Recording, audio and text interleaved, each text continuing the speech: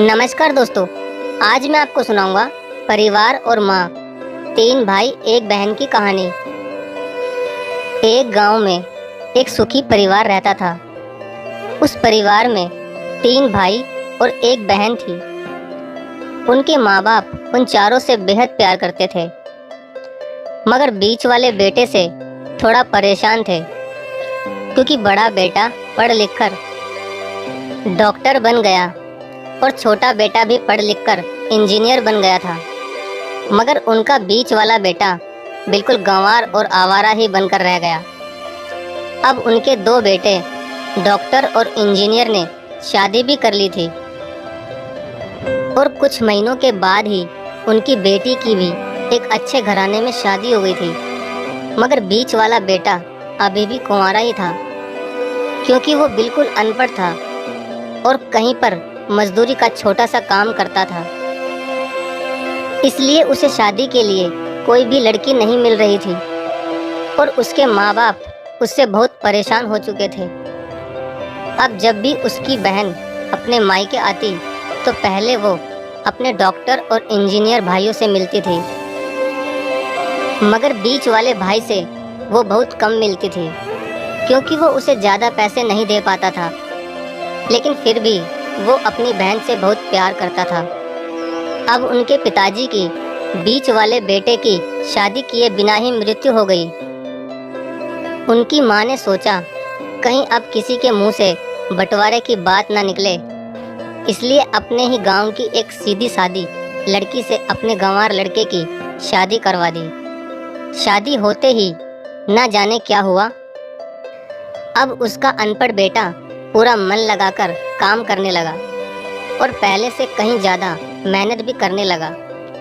अब तो उसे कोई भी दोस्त बुलाने आता तो वो उसे यही कहता था कि भाई, पहले तो मैं जैसे तैसे अकेला कमाकर खा लेता था, मगर अब मेरी शादी हो गई तो मुझे अपनी पत्नी के लिए भी कमाना पड़ता है, और कल को आने वाले बच्चों के लिए भी तो कुछ जोड़ना ही पड़ेगा।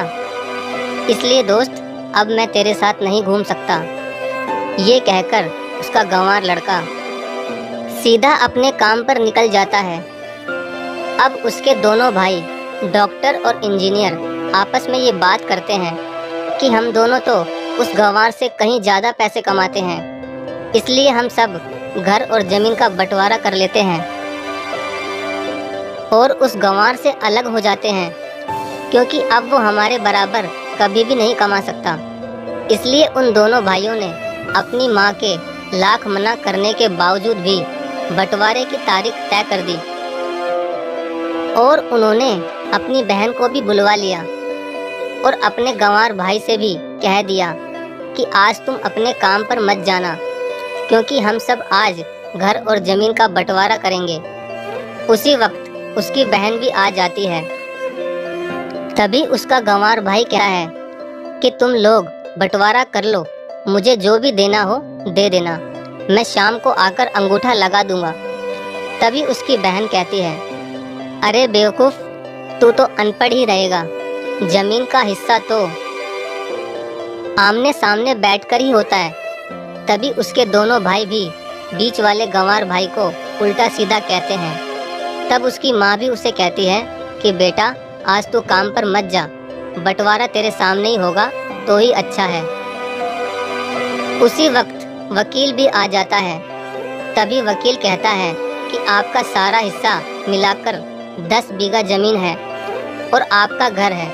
अब ये बताओ कि किसको कितना हिस्सा देना है, मैं उसी हिसाब से बंटवारे के कागज़ बना दूंगा। उसी वक्त उनका गंवार भाई कहता है कि वकील साहब, 5-5 बीघा मेरे दोनों भाइयों के नाम लिख दो, और ये जो हमारा मकान है ये मेरी प्यारी बहन के नाम कर दो।